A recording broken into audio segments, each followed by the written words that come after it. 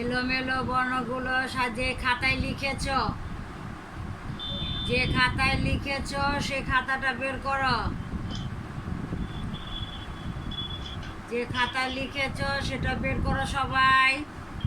Pencil, খাতা, rubber সব বের করো। সবাই ব্রেকফাস্ট করেছো?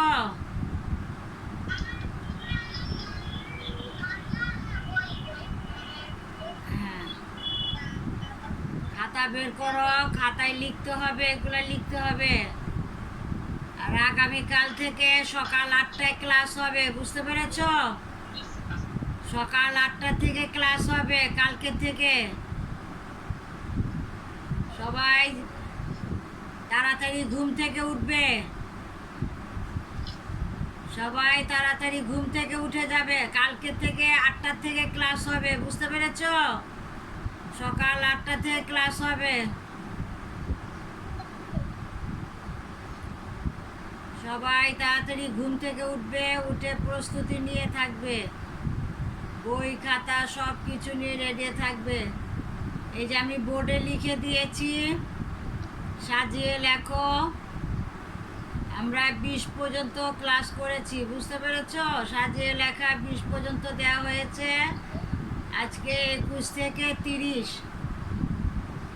এই মোট 30টাই সাজিয়ে লেখো শিখবে। এর বেশি শিখতে হবে না। এই 30টা শব্দই শিখে ফেলবে। এলোমেলো বর্ণগুলো সাজিয়ে লেখো, বুঝতে পেরেছো? সাজিয়ে শব্দ গঠন করো, সেটাই তোমরা দেখতে পাচ্ছ সবাই। 9 একার 21 নাম্বার কি? 9 একার ক, তয়কার তা, সরিয়, দন্ত নয়কার নে, ক, সরিয়। এটা সাজিয়ে লিখলে কি হয়? সরিয় দন্ত নয়কার নে, ক, অনেক।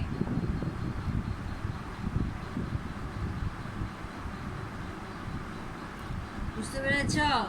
সরিয় দন্ত নয়কার নে, ক, অনেক। 22 নাম্বার তরি শিকারতি হয় একার হা। এটা সাজিয়ে লিখলে কি হয়? সাজিয়ে লিখে কি হয়? হয়কার হা, তরি শিকারতি, হাতি।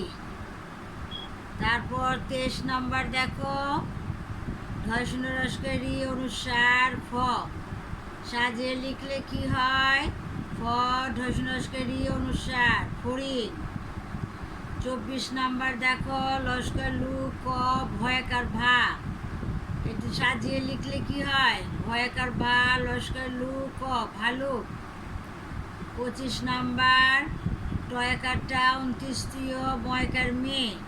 এটা সাজিয়ে লিখলে কি হয়? ময়কার মেয়ে, টয়কার টা 29 মেটায়।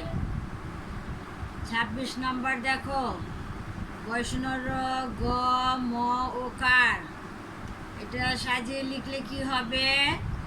হ্যাঁ, বর্ণগুলো সাজিয়ে লিখলে কি হবে? ম, ওকার, বৈষ্ণর গ, কি হলো? মোরগ।